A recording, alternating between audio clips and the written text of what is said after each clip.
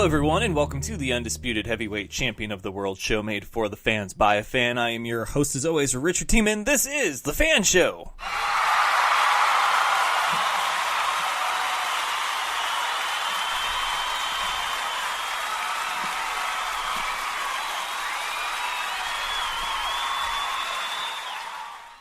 Happy Thursday to all of you. It is February 1st. We flip the calendar. We get ready for another month, the shortest month of the year. But hey, nonetheless, we are still boldly going in 2018 where no man has gone before in 2018. It's a new year. It's a new look. And I think February 1st officially marks where we can stop saying it's a new year and whatever else. So that'll be the last time that you hear it from me.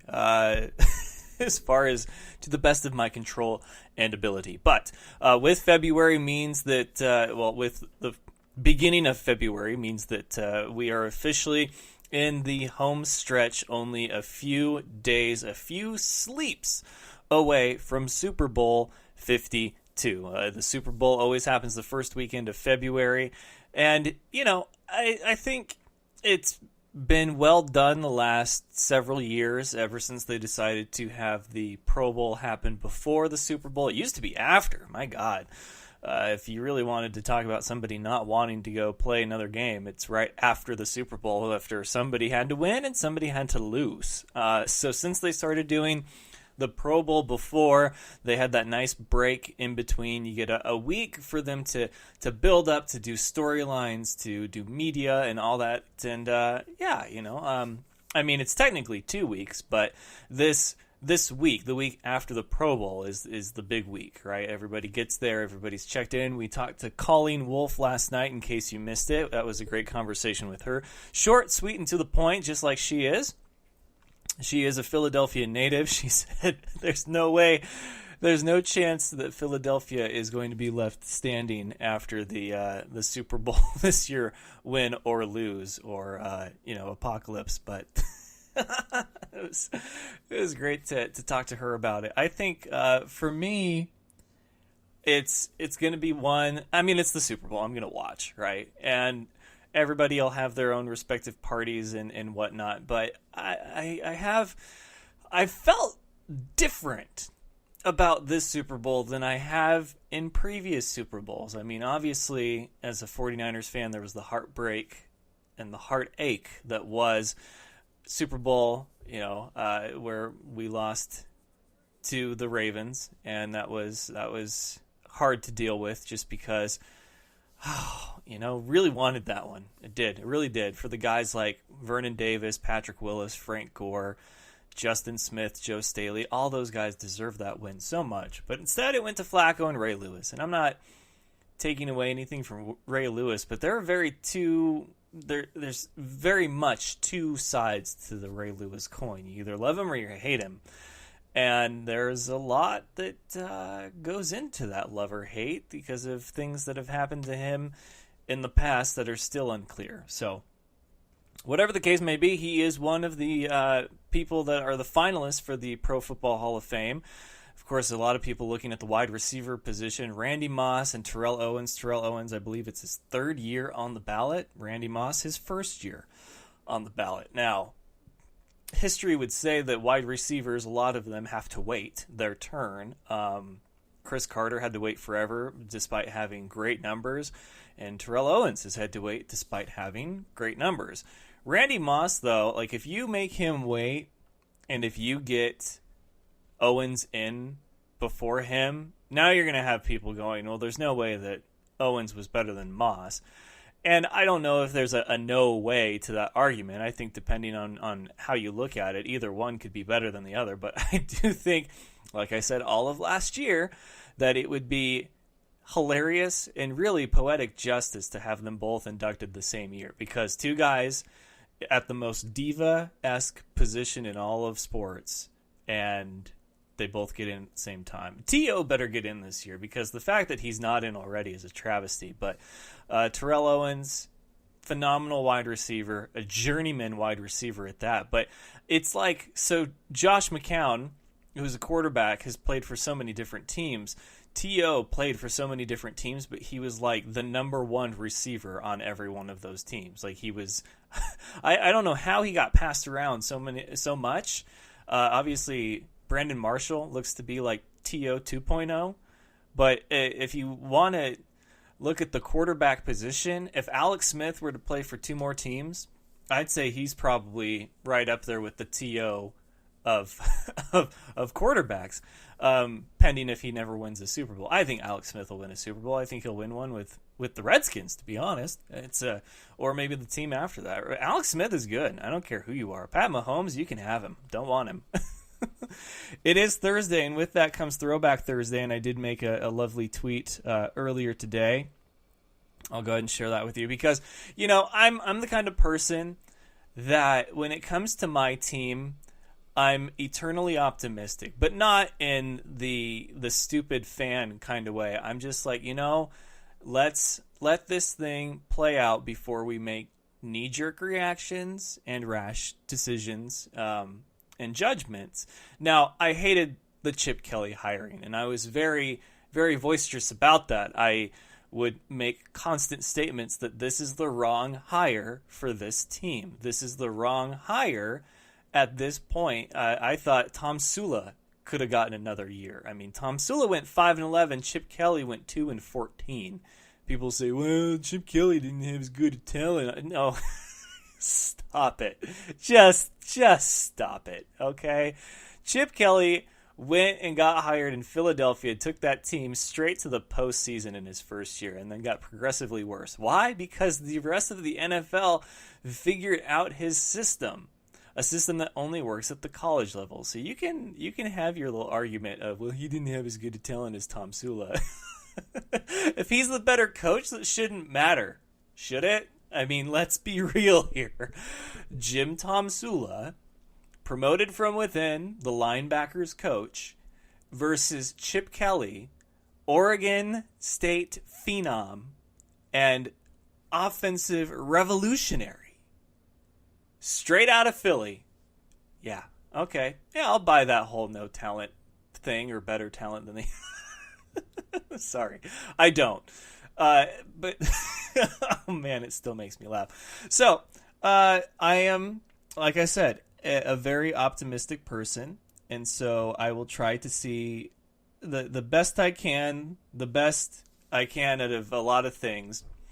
But when it comes to things like I told you so's, I do love those moments. I really do, because it makes me, as a fan, believe even more that I know my team better than a lot of people do. There's people out there that get paid a whole lot of money annually, like on salary, to be stupid, and I hate that. I don't even get paid to be smart or optimistic. People that constantly talk negative about the teams that they cover drive me nuts. So yeah, I was that way for a year with Chip Kelly, but I was as excited as I've ever been in my fandom of the 49ers when Harbaugh got hired, and then that whole era going to the Super Bowl, things were great. And then I didn't like his dismissal. I was very upset about that. They promoted Jim Tom Sula from within, and I was like, okay, we'll see about this. And then Chip Kelly happened, and I was like, no, I'm sorry, but this is the wrong hire. And then he was gone. And then they started talking about GM and head coach, because finally Balky was out, and I was like, hallelujah! So Balky was out. Who's it going to be? John Lynch. Okay, not a popular name within the candidacy pool, but clearly there is something here. Let's go with this. Let's see how this plays out. Give him a chance, because how many times have we seen in history somebody that seemed like they were not qualified at all for something go on to be like one of the best at what they do? I love how quickly we are to dismiss someone just because of their lack of experience or background. It's like the most powerful thing a person can have in their arsenal and at their disposal is the want to succeed. So, I mean, okay, we're not going to get political on the show here, but let's just use an example of recent events. Donald Trump got elected president. little to no political experience, and he won. So I think that the whole, however you take that as an example is whatever you may. But clearly it is an example of someone with a lack thereof experience in a particular category, that being politics, and determined to win, goes and wins. So, look, the whole John Lynch hiring, give him a chance. If the dude wants to do it, let him do it. Nobody else wanted the job at that time, and he's like, hey, let me try. Why not? Okay. Then they hire Shanahan. I was very excited. Some people said, well, he just lost his team in the Super Bowl. It takes a lot to lose. It does. So there was a lot of people that took to Twitter, and they wanted to make their opinions heard and felt around the world of the NFL when the hiring of John Lynch and then, of course, Shanahan happened. So first and foremost, Throwback Thursday. Let's go back to January 29th. When I said I think Lynch will do a good job as the 49ers' new GM. That was me being optimistic and not having a rash judgment on a man with no experience. On January 29th, Tim Kawakami, old Timmy, the man who will block you for anything and everything because he's a pansy journalist like that, and basically loves nothing more than to talk negatively about everything. He covers the 49ers. He gets paid to be credentialed media, and yet somehow I don't. He made this statement: nothing is more important than finding the 49ers' next QB, and the new GM they hire is ... a former safety with zero personnel experience. Correct me if I'm wrong, but I believe that right now, Jimmy Garoppolo is a member of the 49ers and led them to 5 straight victories to close out their 2017 season. So, nothing's more important than finding the 49ers' next QB. Check. A GM that they hire is a former safety with zero experience. Who the hell cares? So, there's that one. John Heyman. I don't even know who this guy is, but he's got a blue check mark. I believe he is someone who covers the sport, maybe the 49ers, but he said, my 2 cents. The SF 49ers may be the worst, not the worst run organization or org in sports. Chased out Harbaugh, now handing power over to announcer / ex-player. That was on January 29th, 2017.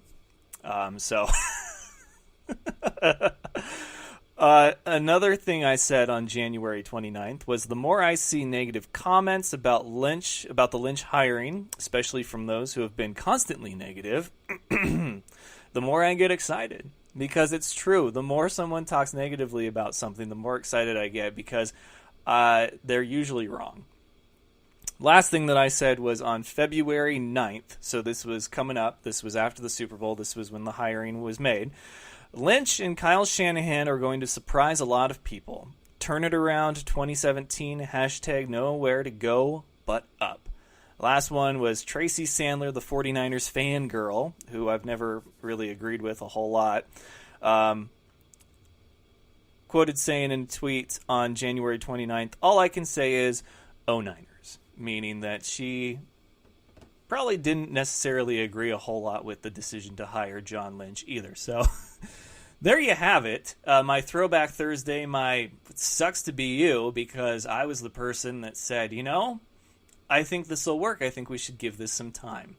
6-10, Jimmy Garoppolo is quarterback, and a lot of really young, talented players to build for the future. So, hey, you guys, you don't have to follow me on Twitter or Instagram in all reality. You don't. You really don't. Go ahead and follow the blue check marks because clearly they know what they're talking about. That'll bring us to the headlines.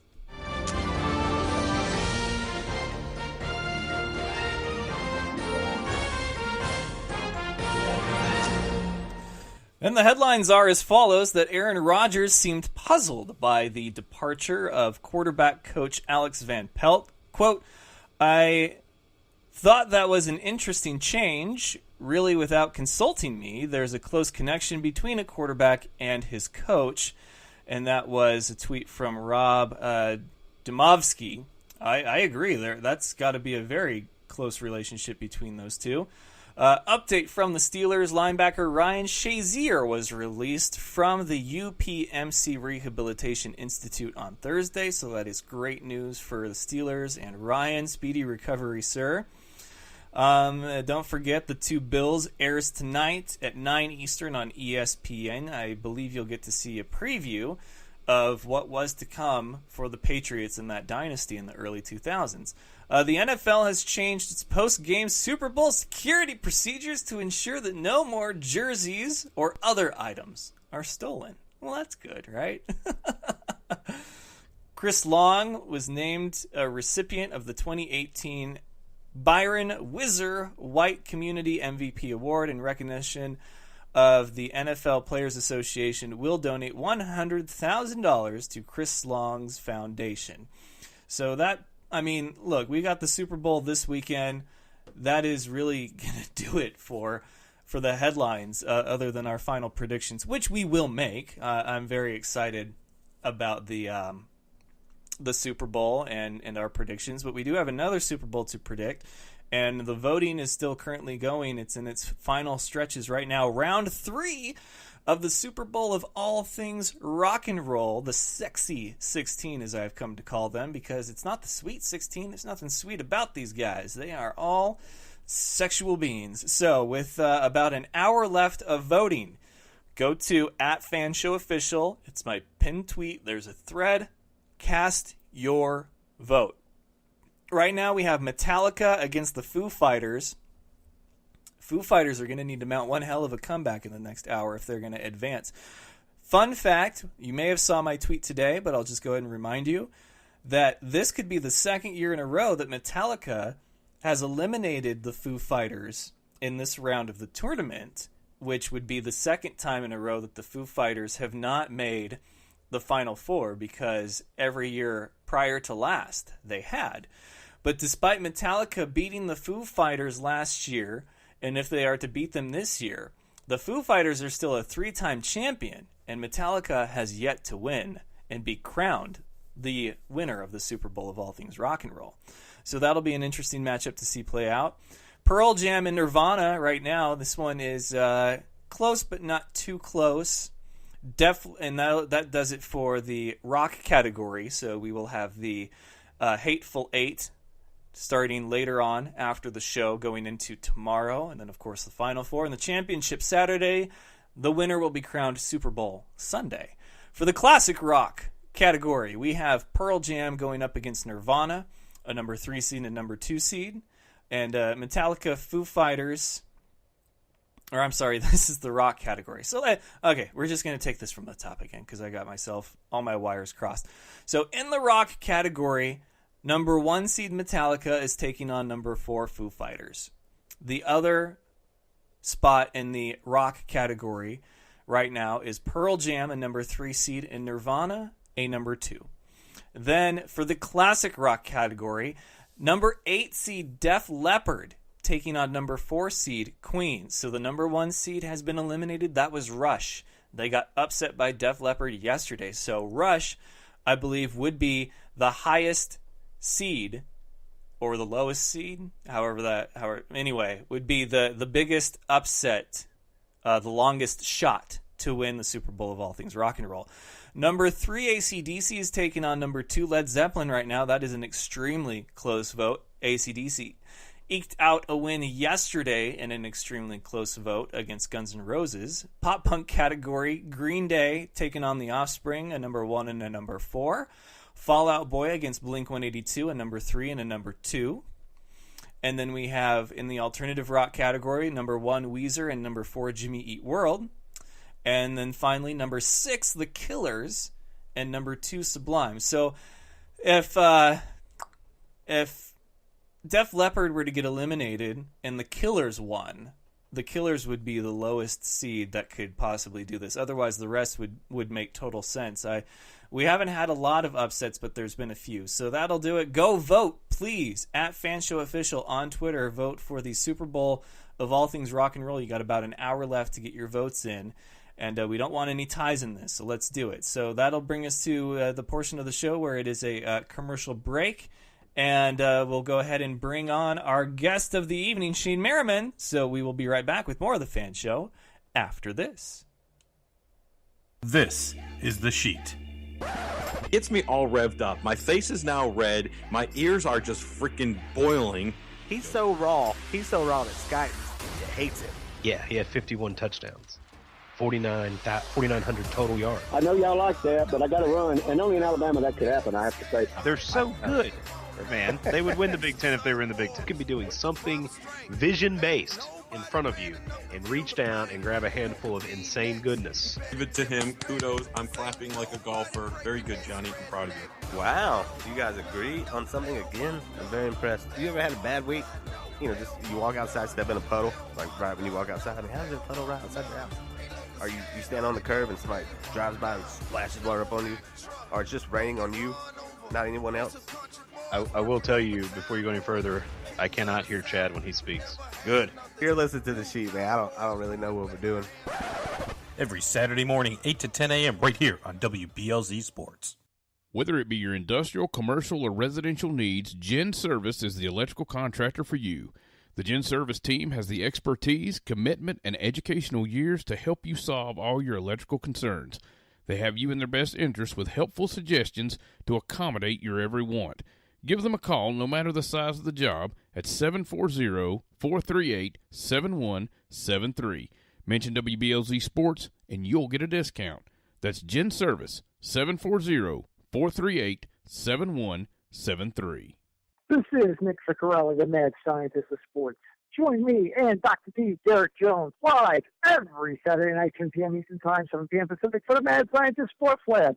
The big intellects, the experiments on the chalkboard, and the guest subjects will be rolling in. Mad Scientist Sports Lab, only on WBLZ Sports, where we got balls. Doug Peffer Painting and Pressure Washing. He has over 30 years of painting experience. He's interior, exterior, commercial, or residential. Doug Peffer covers it all. Is your house looking ugh? We'll call on Doug. Doug Peffer Painting and Pressure Washing, 404-966-3361. Mention WBLZ Sports and get a special We've Got Balls discount. That's Doug Peffer Painting and Pressure Washing, 404-966-3361. Check out Thursday Night Tailgate, where NFL legends live on. We bring you 5 NFL legends every week, sharing their stories and insights, plus our spotlight on the positive. Hear which players are doing great things in their communities. Now on WBLZ Sports Talk Radio and WBLZSports.com.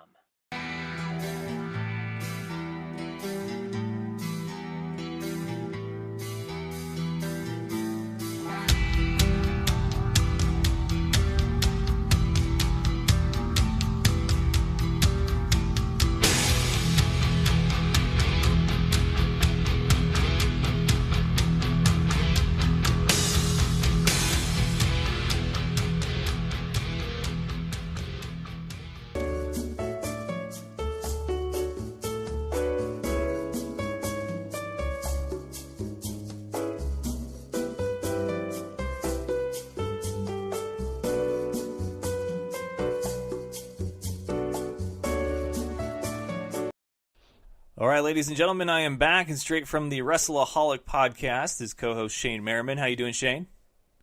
I'm good. How you doing? Doing pretty good, man. How's life down south? Well, it's warm down here.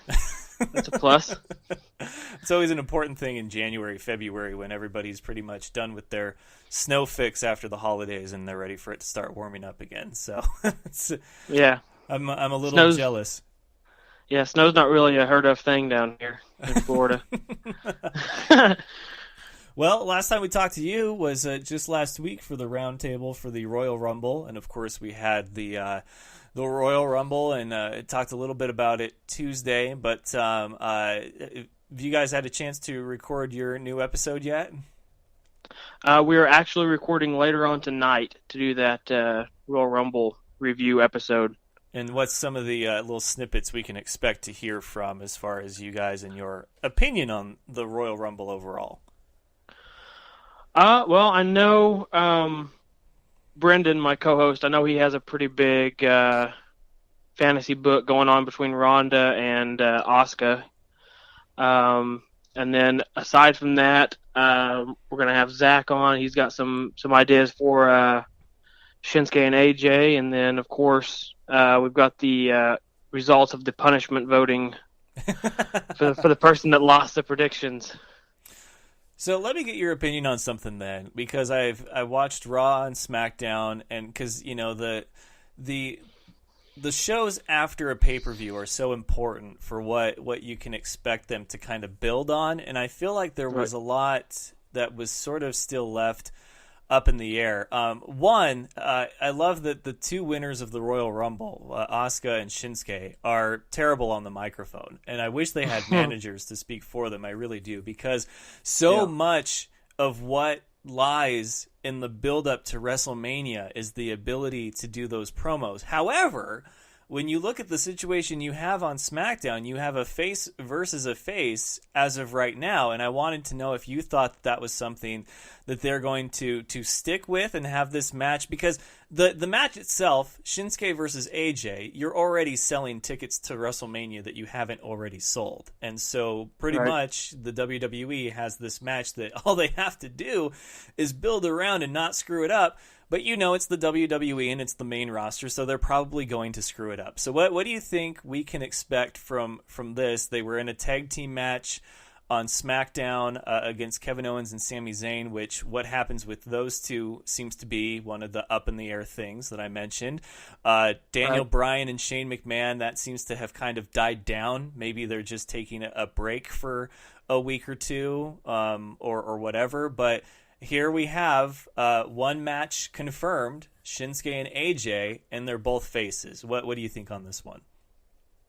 I don't think they need to change either Shinsuke nor AJ. I don't think they need to flip either one of them from face to heel. It's such a dream match that I don't think fans are really going to care if there's a bad guy going up against a good guy. They just want to see these two get in the ring. These two that are such great performers in that squared circle get in there and put on the best show they can at the show of shows at WrestleMania.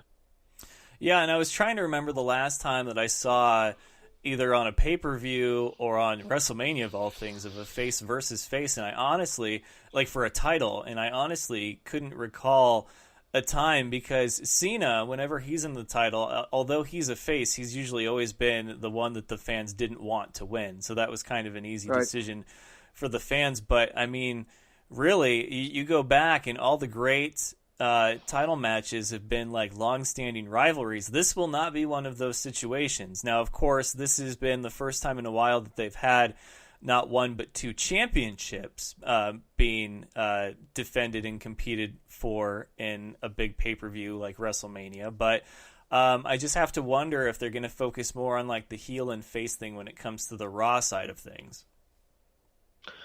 Well, I think they will, because they want Roman Reigns to be their penultimate babyface. They want him to be the next John Cena. As much as that's been said and overused, that's the truth. And then, of course, Brock Lesnar, the fans already don't like him, so it'll be easy for them to make him into the heel,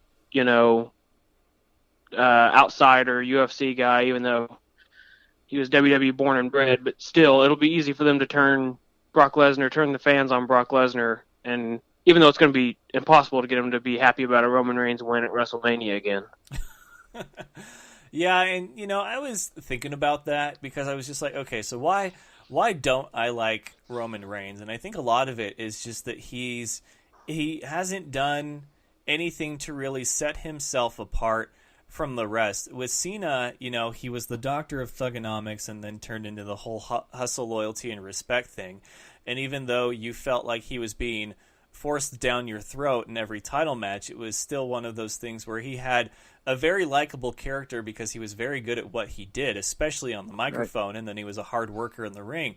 With Roman Reigns, I mean, he still uses the Shield's entrance music, and he's just kind of trying to be like this borderline man of few words kind of face, and the problem with that is that in that position, you can't be a man of few words. You really can't. If you're going to be the one that carries the flag into the future, you have to have a personality. And that, I think, is ultimately my problem with Roman Reigns, is that I feel like he doesn't have a personality.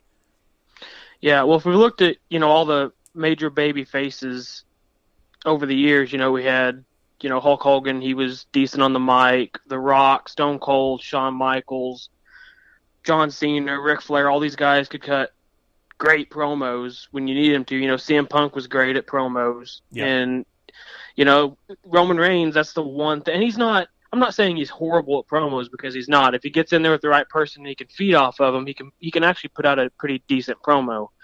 It's just, I think the reason why so many people dislike Roman is because it's, quote unquote, the cool thing to do in wrestling communities. It's cool to hate on Roman because everyone else does. There's that small, 1%, 10%, whatever you want to say, that are Roman Reigns fans, but then the other 90% hate Roman Reigns. And, if you're part of the 10%, you get crapped on by the rest of the wrestling fans. And so it's cool to be against Roman, even though secretly you love him. It's kind of like being a Dallas Cowboys fan. Not many people admit to being Dallas Cowboys fans, but there are a lot of quote unquote closet Dallas Cowboys fans. It's the same thing with Roman Reigns. Fair enough. As far as the women's portion of the Royal Rumble, we talked Tuesday about how it was kind of the that's so WWE when you have this moment that's given to you, that's right there for the taking. You expected maybe Stephanie McMahon, who was at ringside doing commentary, to get into the ring, and maybe Triple H to come out and to have this big moment. Maybe the rest of the women's division comes out and applauds her, but none of that happened. Instead, you have the two champions come in, and nothing is said, and then Ronda Rousey comes out, and it just seemed like they took this moment and just crapped on it. And I remember saying, that's kind of the thing that they do on the main roster. Like, you can have your feel-good moments in NXT, but once you get up to the main roster, like, there is no such thing as a feel-good moment anymore.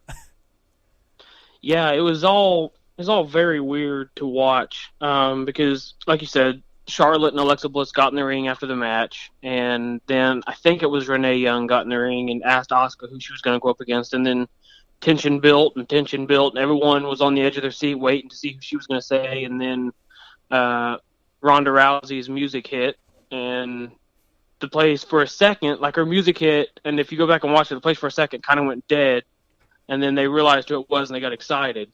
They were disappointed that an interruption happened right before they found out who Asuka was going to take on at WrestleMania. But yeah, it's one of those things.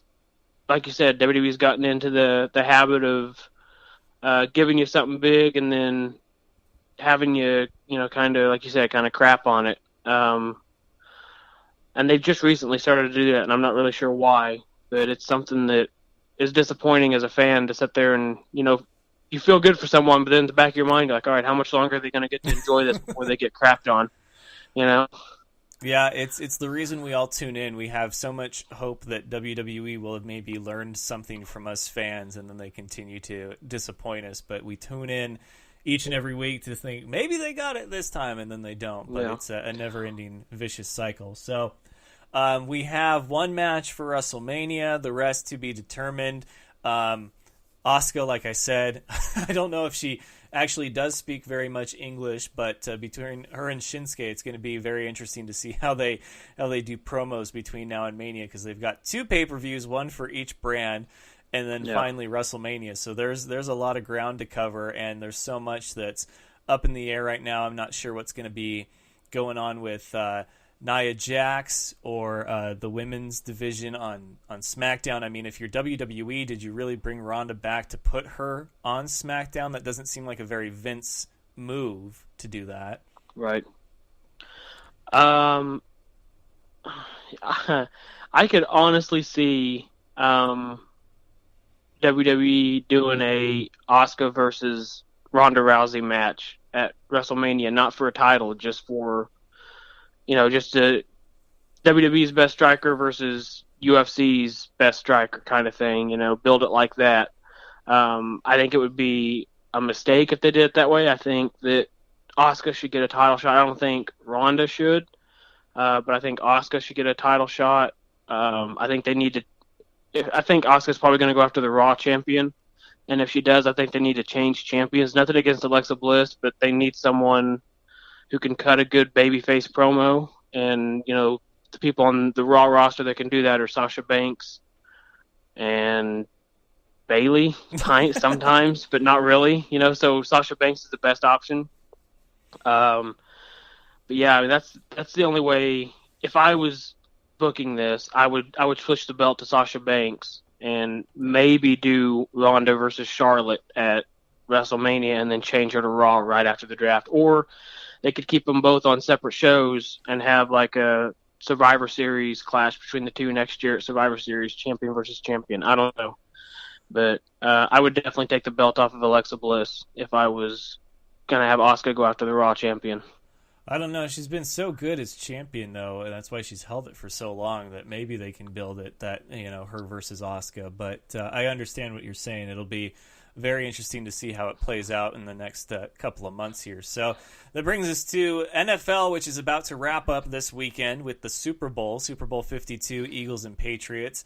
I know for me, it's kind of like I said on the show today, it's a weird feeling for me because past Super Bowls I've kind of gotten excited for, and this one I'm really not. Last year I did predict, though, that it would be the first Super Bowl that we've ever seen that would finish not only in overtime, but I predicted a walk-off touchdown. I just figured that it would be the Atlanta Falcons scoring that instead of the New England Patriots, and I think I was like 1 point off from on both sides as far as my final score prediction. And I'm looking at this Super Bowl and like I don't have that feeling coming over me anymore. And I feel like it's a game that I'm going to watch because it's on and it's the Super Bowl. And that's really my feeling. Like I don't have a prediction or a final score or anything to give you right now. And it's weird. I don't know how you feel about it. Yeah, I don't really either. I think this is going to be, unfortunately, this is this could turn out to be one of the best Super Bowls in recent memory. No, obviously not better than last year's, but it could turn out to be, top 5 in the last decade or 2 decades, just because of the teams that we have out on the field.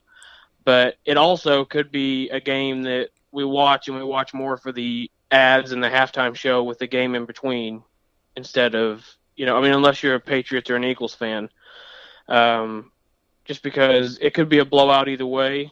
Or I don't really see Tom Brady getting blown out, but it could be a blowout by the Patriots, or it could be a really close defensive game. There's no real easy way to predict this game. Yeah, it's a game that there's a lot of different possibilities, but they're all kind of one-sided. So if people say, well, it could be a blowout, but they're not calling a blowout by the Eagles, obviously they're calling a blowout by the Patriots. And, well, it could be a very close game, and that would mean that, probably Philly's defense was a lot more for Tom Brady and company to handle than people expected.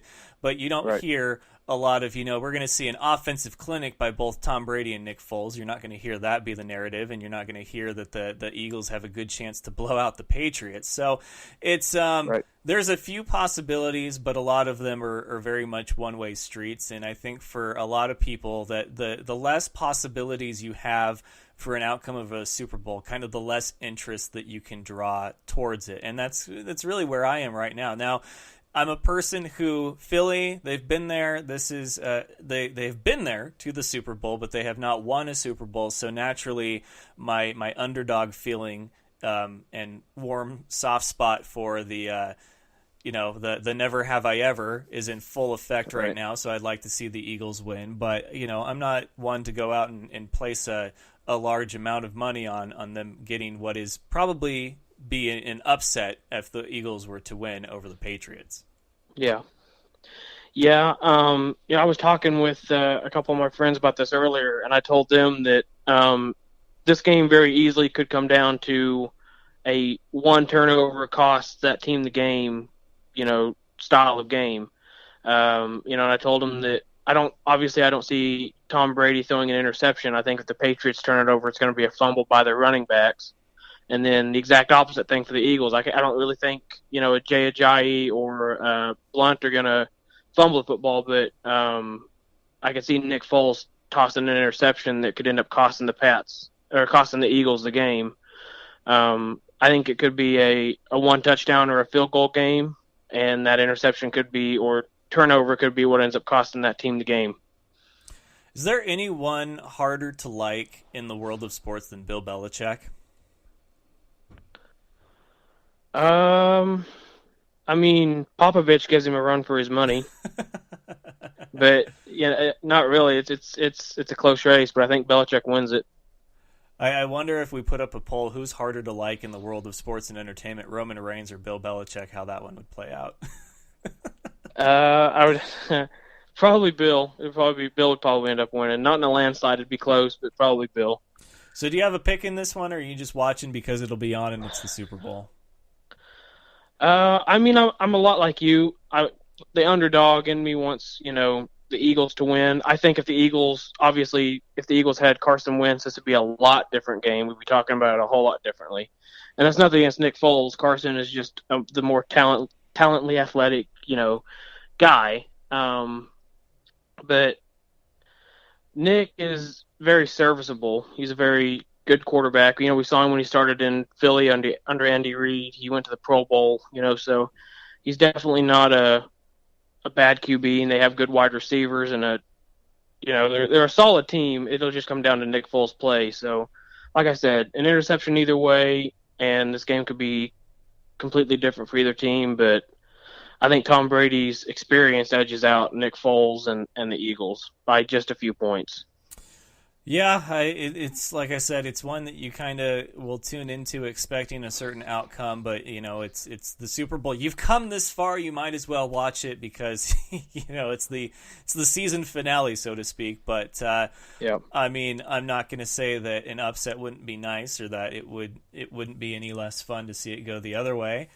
But best to the Eagles, of course, and the Patriots, the two Bills. Bill Belichick, Bill Parcells airs tonight on ESPN. It's another 30 for 30. I heard a lot of great stuff about it. It's supposed to be, it's the next one since the Nature Boy Ric Flair 30 for 30, and it's supposed to be just as good. So even though I have a strong dislike for ESPN, I think their 30 for 30 has been outstanding. So that'll be on tonight. But Shayne, always a pleasure to have you on. And yeah, I would love to talk Alex Smith and some trade when you have a chance. So just give me the details and we'll make that happen. But happy recording tonight for Wrestlaholic.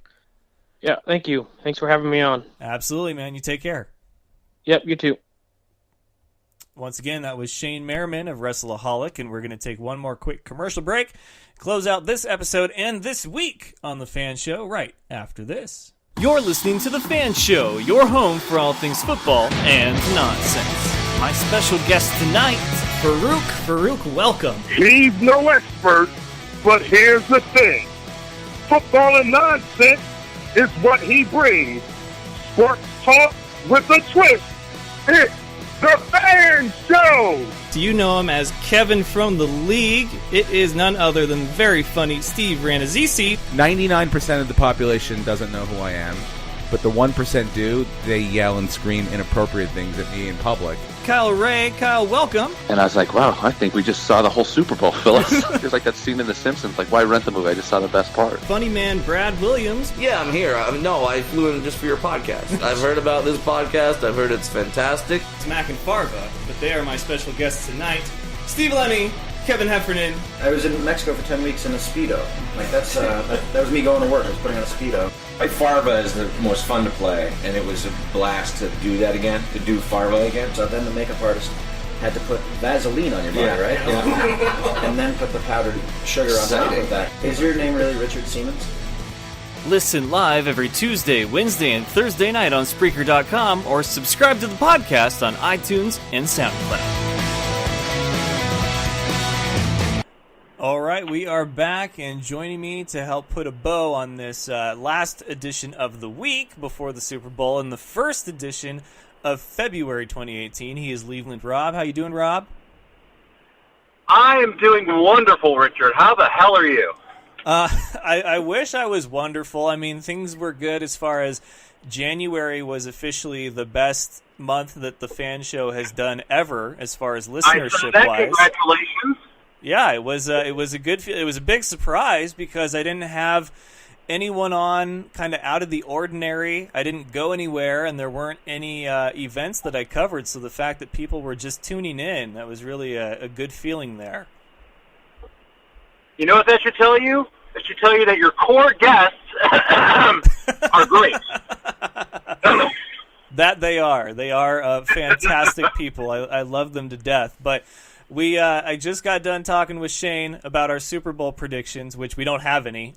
This is like the first time in actually a long time that the Super Bowl is about to happen, and I really have just this meh feeling towards, because I can cheer for the Eagles all I want, but the reality is that they're taking on the Patriots, and I learned my lesson last year that no lead is safe with Tom Brady and Bill Belichick. So I guess you tune in because it's on in the Super Bowl. Dude, I'm a Browns fan. I've been mad about the Super Bowl ever since I've been alive.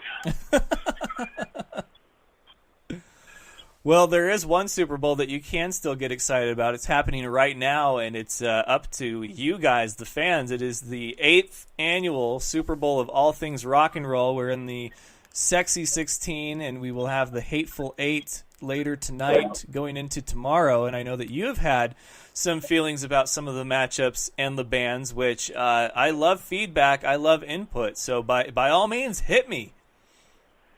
All right, so I tried to pull up my list of complaints about your ranking system before I left, but I couldn't find it, so you're going to have to help me with some of these seeds.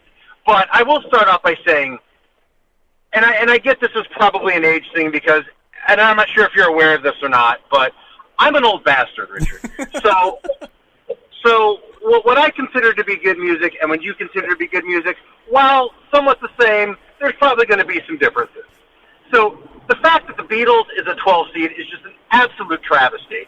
I mean, regardless of anything else, they are one of the arguably top 5 greatest rock and roll bands of all time. Okay. This is a undisputable fact, and anyone who disagrees is just flat out wrong. So yeah.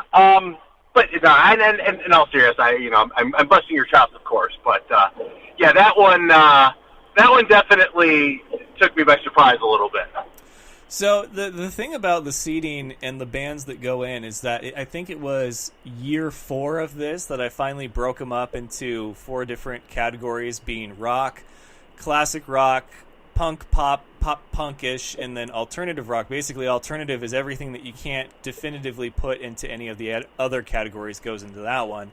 But right. So it helped organize the chaos, because before that you had anybody and everybody up against each other in the first 2 rounds, and it was just maddening, and people were not happy about that. So I think year 4, so about halfway through this thing now, is when I developed the categories. And so as I said earlier this week, the origins of this thing was me going to a bracket making website that I searched for on Google, and then I would scroll through my iTunes playlist and just plug in bands until I had 64. And so it's come a long way since then, but the difference between one year to the next is a few things. One, I go off requests, and to be honest, there weren't a lot of people that were saying, where are the Beatles in all of this? I get people that say, hey, where is Van Halen, or why no Soundgarden, or hey, what about Audioslave, and things like that. And when you look at the classic rock category, the Beatles has got to be like the biggest outlier of all of them. And I realize that they're one of the greatest, but it's so hard to put them up against anyone. And the seeding for the top 8 is usually based on last year's final 8 for that category. And maybe that is something that will need to change next year. But there's methods to it. I just don't know if they work as well as I hope. They don't, but that's fine.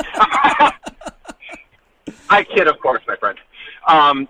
Yeah, no, you need. I think you need a consultant next year. You consult with me next time. We'll get some damn good rankings. We'll knock this thing out of the park. So right now, the voting that's got about a half hour left. The rock category has Metallica and the Foo Fighters, and despite the Foo Fighters being 3-time champions, last year they were eliminated by Metallica, and Metallica has never won the championship. The next one is... I find this implausible. Yeah. The next one is Pearl Jam and Nirvana. So of these 4, who's got the best chance to win the championship for the rock category? Sweet Jesus, you're asking me it's like asking me to pick which one of my children are my favorites. I know you have a favorite. You just don't like to tell people. Oh, I'll never tell anyone. I'll take that to my grave. I'm lying. I love both of my kids equally. On the off chance they ever listen to this, I love you both. Thank you. Okay, that being said, God, yeah. I mean, like, literally, I mean, you're talking about probably, 4 of my favorite bands ever. But, I always, my heart lies, as much as I love Dave Grohl and the Foo Fighters and just everything about them, my inner metalhead would never forgive me if I voted against Metallica in this. Interesting. Okay, so you like Metallica from the rock category. Now, in the classic rock, we have Def Leppard, who is actually an 8th seed that upset last year's champion Rush just by a few percentage. They're up against Queen, though, right now. And then in the other part, AC/DC, who eked out a win, 51 to 49% against Guns N' Roses, is now against Led Zeppelin. Again, that is, I mean, God bless. I mean, they're all really great bands, but I mean, I tell you what, honestly, if you're going to have me pick one out of the 4 of those, I'm taking Queen. Yep, Queen has won it one time, and they actually took down the Foo Fighters to win it, so it was a well-earned championship. And the years that the Foo Fighters did not win, they were in the championship, except for last year when it was Metallica and Rush. So Foo Fighters are usually the band to beat in this damn thing. I feel like Def Leppard is kind of the odd band out in this. Nothing against them, but I think when you think of classic rock, they're either one of the first bands to come to mind or they're one of the last bands to come to mind, and it really depends on what your definition of classic rock is. I could see Aerosmith maybe giving a tougher contest to Queen than Def Leppard. But that's just me. Yeah, and that's what I would say too. Is like that's kind of where I feel like the age differential comes into play. Because for me, even though I know most stations will consider Def Leppard classic rock now, to me Def Leppard is more like late '80s hair metal. So it's like whereas Queen, Zeppelin, AC/DC were all kind of more late 70s, early 80s, which I think a little bit more classic rock. And I realize I'm probably splitting hairs there, but I'm old, that's what I do. So now a question is, because sometimes I get people that ask me why certain bands are in certain categories. Now, of course, my definition of classic rock, I have a bit more flexibility than the classic rock radio stations, who all a song has to be is 10 years old before it ends up on there. But for a classic rock band to be put in that category, I have a bit more criteria to check off. So next year, Metallica, should they be in the classic rock category, and should Nirvana be in the alternative rock category? No and no. No and no. Okay. No and no. Because I think Nirvana, I mean, much like Nirvana, Pearl Jam, but I mean basically any of the Seattle grunge bands. And if anything, I'd say you put them more into metal than you would alternative, but I'd still leave them as just. I don't know. You have the metal now or just regular rock? Just regular rock. So it's basically like today's rock, kind of. Yeah, I would say that you're probably better off doing that. Metallica's metal. I know that they're kind of a bit long in the tooth these days, but I mean they're on your Mount Rushmore, I think, of metal bands. So I don't think that changes regardless of how old they are. Okay. So then we have the other 2 categories, which are the pop punk and punk pop category that has Green Day against The Offspring and Fall Out Boy against Blink-182. Yeah, I'll be honest. This is one of those, right? I don't know a lot about any of those bands. The one I know the most about is Green Day. So I would give it to them based on that. I've heard a little bit of Fall Out Boy and but that's about it as far as that goes. Oh, that was the other one that really kind of surprised me. Sex Pistols as a 12 seed again, I think, or was it 12 seed? It was something like that, but this was the first time that they had been in the tournament, and I haven't gotten a lot of requests for them, but there was a few bands that haven't made it past the first round, and I think the last 2 or even 3 years that I said they got to go, and somebody's got to go in their place. And when I looked at who still needed an opponent, the Ramones were there, and naturally it triggered, who else is from that? It was originally NoFX, but they have been in the tournament before, and I figured it was time to have somebody new in here just to see how they would do. So I put in the Sex Pistols. Yeah, I mean, to me, again, I feel like Sex Pistols that's one of your Mount Rushmore punk bands, I think. Okay. Then the alternative rock category has the final 4 is Weezer and Jimmy Eat World against each other right now, and then the Killers and Sublime. I know people love Weezer, and I think Weezer's a great band, but honestly, oh God! I'm gonna say that because I was gonna say the Killers, but that's really more of a personal preference than anything else. And I think if you're looking at longevity, staying power, etc., you got to go with Weezer there. And sometimes I wonder if the Killers is almost not rock enough to even be in this thing, because I know that Coldplay has won best rock album from the Grammys, but the Grammys is crap anyway. So I know that the Killers is kind of one of those on the fence. Do they really belong in this? But then they always advance really far, and so I can't just take them out because I don't feel like they belong, because clearly people like them. No, I feel like you can make a good argument for them as an alternative band. Although, again, going back to my old man theory, if you're going to go alternative, then you really got to think about bands like, The Cure, Depeche Mode, New Order, The Smiths. I mean, all those which are just classic alternative bands. R.E.M. I know that there was a year that we had bands like Three Doors Down and, of course, Third Eye Blind. They did really good in the tournament. And then, of course, Matchbox 20. Those three that pretty much represented the 90s alternative rock era. I don't think Hootie and the Blowfish have ever been in the tournament. I don't know if I could justify putting them in a rock tournament. But Three Doors Down and Matchbox 20 and Third Eye Blind were all bands that... one of the three did really well that year, and then the other ones just they couldn't step up to the rest of the bands in that category, and it was kind of disheartening just because I knew them so well, but I don't think others did. Yeah, and I think that's you could certainly make the case for any of those bands that I mentioned. I mean, I don't know how many people today really know and or give a crap about The Cure, Depeche Mode, whereas I mean those are the bands I grew up on, so. So, an alternative rock band has never won the championship. Right now, it looks as though Weezer has the best chance to represent again for the second year in a row. But Queen, now that Rush is out, Queen is the one that is the heavy favorite in the classic rock. Do they have what it takes to take on Metallica should it come down to those two in the championship?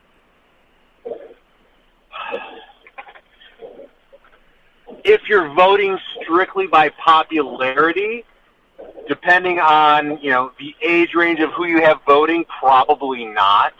But if you're going to look at, the big picture and look at, the overall talent, etc. Yeah, absolutely. I mean, Queen to me is one of the best. I would argue that they're one of the top 5 bands, period, ever. I don't think they get nearly enough credit for how good they were. I mean, Freddie Mercury as a lead singer was simply incredible. And I really don't think, especially today, people can appreciate how good he really was. Yeah, I agree with that wholeheartedly. If they want to represent the classic rock category, they'd have to get past either Led Zeppelin or AC/DC, so it's clearly no easy task for them right now, and we will see what the matchups are for tomorrow, which is going to be those matchups for the category championships, and then we'll have the Final Four and see who is makes it to the championship on Saturday. But Rob, I thank you for joining me on short notice and talking some rock and roll and another Super Bowl, one that we can actually get happy and excited for because we have a hand in it. So I'll let you get back to driving safely home to your kids, whom of which you have a favorite, but you won't tell us. And I'll talk to you next time.